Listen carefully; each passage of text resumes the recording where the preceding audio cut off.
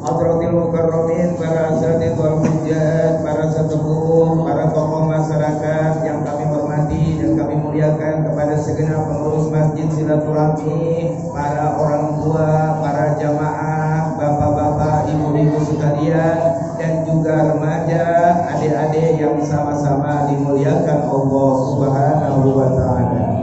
Amin dong. Amin. Pada kesempatan malam hari ini saya tidak panjang kalam. Saya hanya ingin menyampaikan apa yang tertulis di dalam kitab Nasoihul Ibad. Di dalam buku tersebut dikatakan, ruwiya annahu auhallahu ta'ala ila nabiyyin min bani Israila. Diriwayatkan bahwasanya Allah Subhanahu wa taala memberikan wahyu. Allah menurunkan wahyunya ila nabiyyin, kepada seorang nabi, min bani Israila, nabi yang Allah sampaikan wahyu ini adalah nabi Bani Israel. Zaman Nabiullah Musa, zaman Nabiullah Ibrahim. Allah Subhanahu wa taala menyatakan di dalam firman-Nya, sumtuka anil batili li saumun. Kata Allah Subhanahu wa taala, sumtuka, diamnya kamu, anil batili, dari ucapan-ucapan yang batil, ucapan-ucapan yang tidak bermanfaat, ucapan-ucapan yang tidak bermakna. Sumtuka, diamnya mulutmu, tidak berbicara dengan perkataan yang batil, li, bagiku, kata Allah, saumun, adalah sama seperti ibadah puasa. Jamaah yang dirahmati Allah Subhanahu wa taala, puasa akan tetap terus kita lakukan, di mana kita semua wajib menjaga lisan kita dari ucapan-ucapan yang tidak bermakna, ucapan-ucapan yang batil, yang tidak mendatangkan manfaat. Ketika kita mampu menjaga lisan kita, ketika kita mampu menjaga mulut kita dari ucapan yang batil, maka saat itu kita seperti orang yang menjalankan ibadah puasa. Alhamdulillah. Jadi berpuasa nggak harus bulan Ramadan. Berpuasa dalam syariat fikih, min tulu'il fajri ila ghurubi syamsi, dimulai dari terbitnya fajar sampai terbenamnya matahari. Dari mulai terbitnya fajar sampai datangnya beduk maghrib. Di saat itu kita membatalkan puasa dengan makan, minum, dan yang lain sebagainya. Tapi di lain itu, puasa menjaga lisan dari ucapan yang tidak bermanfaat harus terus dilakukan, terus sampai terbit fajar, sampai terbenamnya matahari, sampai terbit fajar lagi, terus daiman, terus menerus, enggak ada putusnya, enggak ada waktu berbukanya, terus. Kemudian jamaah sholat tarawih, Bapak Ibu yang dirahmati Allah Subhanahu wa taala. Kemudian yang kedua, Allah Subhanahu wa taala berfirman kepada nabinya, Nabi Bani Israel, wa hifdzukal jawarihi anil maharimi li salatun.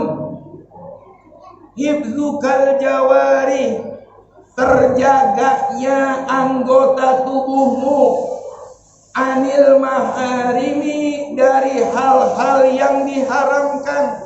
Mata tidak dipakai untuk melihat wanita yang bukan muhrim. Telinga tidak dipakai untuk mendengar ucapan-ucapan yang batil. Kaki kita tidak dipakai untuk melangkah ke tempat yang mengandung maksiat. tangan kita dipakai untuk berbuat kebaikan, megang Quran, buka Al-Quran, untuk hal-hal yang baik, terjaganya anggota badan kita anil maharimi, dari hal-hal yang diharamkan Allah. Li sholatun, kata Allah, bagiku itu sama seperti melakukan ibadah sholat.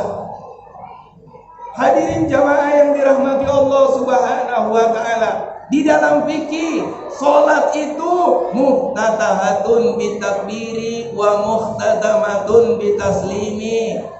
Di dalam fikih sholat itu diawali dengan takbiratul ihram, kemudian diakhiri dengan salam.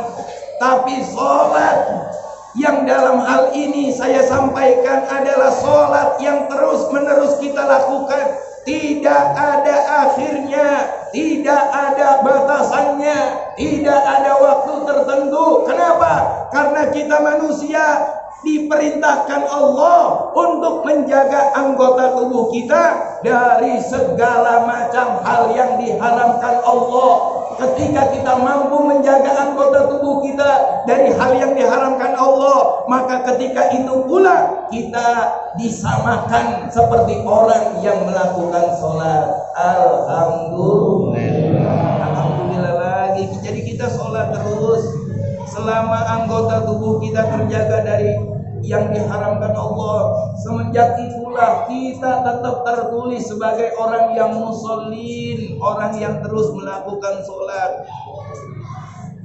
Di dalam Al-Quran ada doa begini, Rabbi ja'alni muqima sholati wa min dzurriyyati Rabbana wa taqabbal du'a. Kita minta dijadikan orang yang selalu mendirikan sholat. Minta keturunan kita dijadikan orang yang selalu mendirikan sholat. Bukan hanya sholat syar'i, tapi juga sholat dalam hal ini menjaga anggota tubuh kita dari hal-hal yang diharamkan Allah.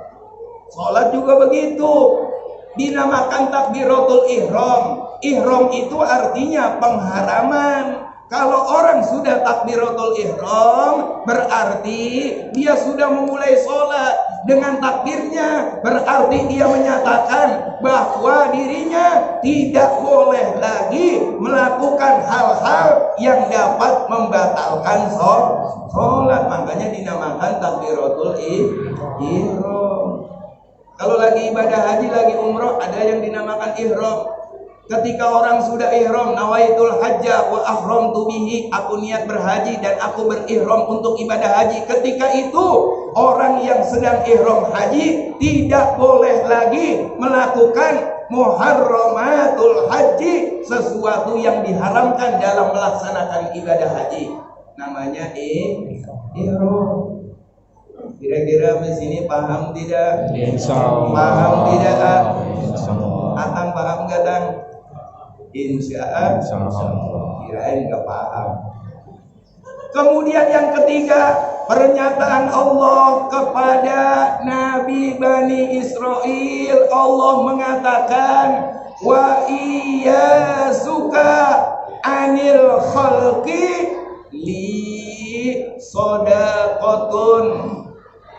Wa iyyasuka, tidak berharapnya engkau, terputusnya dirimu, tidak bersandarnya dirimu, anil khalqi, kepada makhluk, kepada manusia, li, bagiku adalah shadaqatun, bagaikan ibadah sedekah.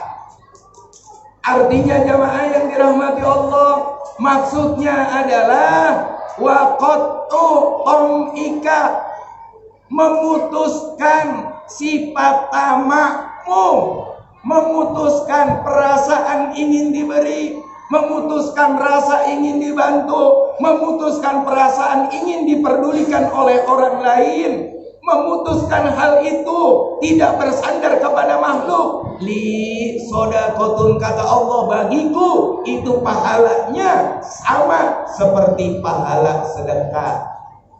Alhamdulillah. Kalau nggak punya duit, udah apa yang mau dimasukin ke dalam tromol, udah. ketika kita mampu menjaga batin kita, tidak berharap diberi oleh orang lain, tidak berharap dibantu, tidak berharap diperdulikan, tidak berharap diperhatikan. Ketika itu kita bisa melakukan menghilangkan bersandarnya diri kita kepada makhluk, maka saat itu kita sama seperti orang yang bersedekah. Jadi kalau bisa dipaksakan. Jangan Ramadan tromol ditendang melulu. Perasaan kalau dihitung-hitung mania, kayaknya Ramadan sekarang itu nuansanya beda dengan 5 tahun Ramadan yang dulu. Perasaan saya ini mah. Dulu seminggu pertama itu kayaknya nggak kurang dari 500.000 itu tromol. Kalau disatuin bapak-bapak sama ibu-ibu itu disatuin nggak kurang dari 500.000. Belum lagi orang yang hamba Allah yang minta dibacain Fatihah. Kayaknya sekarang mah kayaknya gratis ya, gratis jauh. Apa mungkin karena warganya berkurang? Apa mungkin begitu? Bisa warganya berkurang, bisa yang berkurang itu kepedulian. Ya Allah, paksain, apalagi bulan Ramadan ini adalah bulan baik, pahalanya dilipat gandakan. Yang melakukan ibadah sunnah sama seperti melakukan ibadah fardu, yang melakukan ibadah fardu sama seperti melakukan 70 kali ibadah fardu. Rasulullah mengatakan, Faman tatawwa'a bi khaslatin minal khairi kana kaman ada faridatan bima siwa. Siapa orang yang melakukan ibadah sunnah di malam bulan Ramadan atau di siang hari bulan Ramadan melakukan ibadah sunnah, kana kaman ada faridatan bima siwa. Orang tersebut sama seperti orang yang melakukan ibadah fardu di lain bulan Ramadan. Dan siapa orang yang melakukan satu kefarduan? Faman ada faridotan. Siapa orang yang melakukan satu kefarduan? Karena kaman ada sab'ina faridotan bima siwa. Orang tersebut sama seperti melakukan 70 kali kefarduan di bulan lain. Alhamdulillah. Jangan malas terawih. Udah terawih 20 rakaat pakai malas. Jangan malas. Kalau di tempat lain mah 20 rakaat sampai hatam Quran loh. Masya Allah. Kita membacanya diulang-ulang. Alhaqumudai. Kulhudai. Udah mah ibadah kita bacaannya pendek-pendek pakai malas. Jangan malas. Insya Allah. Kenapa? Tarawih ini bukan hanya sekedar ibadah sunnah di malam bulan Ramadan, bukan. Sholat sunnah tarawih ini adalah menyempurnakan puasa kita. Ketika kita berpuasa melakukan hal-hal yang makruh, maka kemakruhan di dalam menjalankan ibadah puasa itu dapat disempurnakan dengan sholat sunnah tarawih yang kita kerjakan. Ini maknanya tarawih. Bukan hanya sekedar tarawih, enggak, ada manfaatnya, ada faedahnya, ada tujuannya. Kemudian jamaah yang dirahmati Allah Subhanahu wa taala, ketiga, terakhir yang keempat, Allah Subhanahu wa taala memberikan wahyu kepada Nabi Bani Israel. Allah mengatakan, wa kafukal adza anil muslimina li jihadun. Wa kafukal adza, menjaganya dirimu al adza dari hal-hal yang dapat menyakitkan, anil muslimina, menyakitkan orang muslim yang lainnya. Dirimu menjaga, tidak akan melakukan hal-hal yang dapat menyakitkan orang lain, maka hal yang demikian itu li jihadun, bagiku kata Allah pahalanya sama seperti pahala jihad. Alhamdulillah. Jadi jihad itu nggak usah yang berat-berat. Udahlah kita berat, Kalau untuk ngikutin Habib Rizik Syihab, kemudian dizolimi, kemudian dikriminalisasi, tapi alhamdulillah Habib Rizik Syihab walaupun di penjara, beliau dapat menyelesaikan gelar doktornya, S3-nya. Alhamdulillah. S3 lu Habib Rizik lu. S1 di Universitas Ibnu Saud. Kemudian disertasi S2-nya tentang bagaimana Pancasila dalam pelaksanaan syariat Islam. Ketiga, judul doktornya, gelar S3-nya Habib Rizik, Manahijut Tamyiz Bainal Usuli wal Furu' Inda Ahli Sunnah wal Jamaah. Di dalam penjara beliau bisa menyelesaikan gelar doktor S3-nya. Alhamdulillah. Udahlah, kita doain beliau, mudah-mudahan beliau sehat walafiat dalam lindungan Allah Subhanahu wa taala. Jadi itu terakhir saya ulang, waqafu kal adza anil muslimina li jihadun. Terjaganya dirimu, menjaganya dirimu al adza dari hal yang dapat menyakitkan orang lain, li jihadun, bagiku itu sama seperti melakukan jihad fi sabilillah. Alhamdulillah. Kira-kira sampai sini paham tidak? Ibu-ibu paham gak bu? Kalau nggak paham nanya aja ya ke rumah aneh. Sekian dan demikian yang dapat saya sampaikan. Terima kasih atas segala perhatiannya dan mohon maaf atas segala kekurangannya. Ada Allah wa iyyakum